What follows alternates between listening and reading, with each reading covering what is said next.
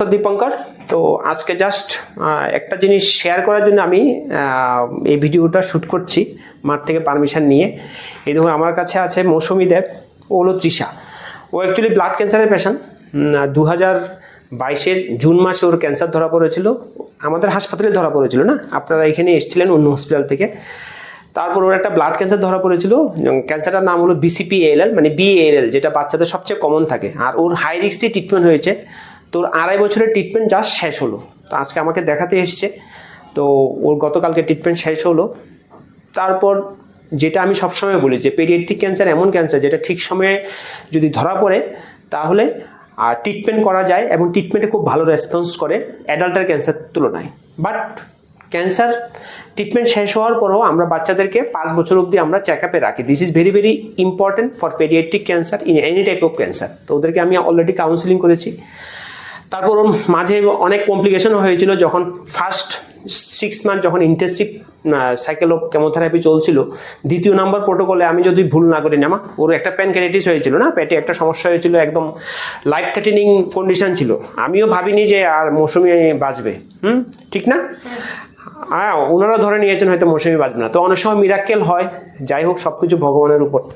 তো ওখান থেকে ও ফিরে এসছে। তো আমার দেখে খুব ভালো লাগছে যে আজকে ও এই জায়গাতে আছে। এবং সবচেয়ে বড় কথা হলো ও এবার মাধ্যমিক দিয়েছে, ক্লাস 11-এ উঠবে আর কিছুদিন পরে, ঠিক আছে?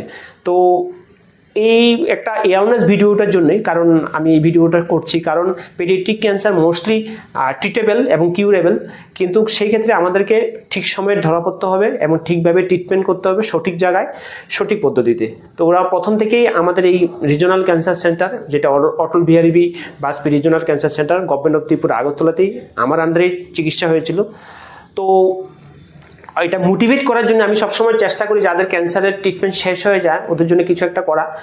তো তার জন্য আমি একটা কেক এনেছি ওর জন্য। তো ভগবান ওকে ভালো রাখুক। তো আমি চাই ও যাতে ভালো পড়াশোনা করে আর ও এগিয়ে যায়, নিজের পায়ে দাঁড়ায়। তো যাতে একজন সবাইকে বলতে পারে সে ইজ এ ক্যান্সার ওয়ারিয়র। তো সবাই আপনারা আশীর্বাদ করবেন ওর জন্য। আর ওর পাশেই দেখছেন, ওর নাম হলো তৃষা। ওর অ্যাকচুয়ালি ব্লাড ক্যান্সারের, ওর অনগোয়িং ট্রিটমেন্ট, ওর ট্রিটমেন্ট আরও বাকি আছে, আরও 4-5 মাস বাকি আছে। তো মোটামুটি 3-4 মাসের গ্যাপেই দুজনের ক্যান্সার, 1.5-2 মাসের গ্যাপেই দুজনের ক্যান্সার ধরা পড়েছিল। তো ওরা দে আর ভেরি ক্লোজ। তো ও বলছে যে তৃষাকে ছাড়া নাকি ভিডিও করবে না, তো ওকে এই জন্য ডেকে আনলাম। ঠিক আছে, বুঝতে পেরেছিস? হ্যাঁ, ওকে। তো ও মেনটেনেন্স সাইকেলে আছে, আর কিছুদিন পর ট্রিটমেন্ট শেষ হবে। মৌসুমীর মা কিছু কি বলবেন এখানে?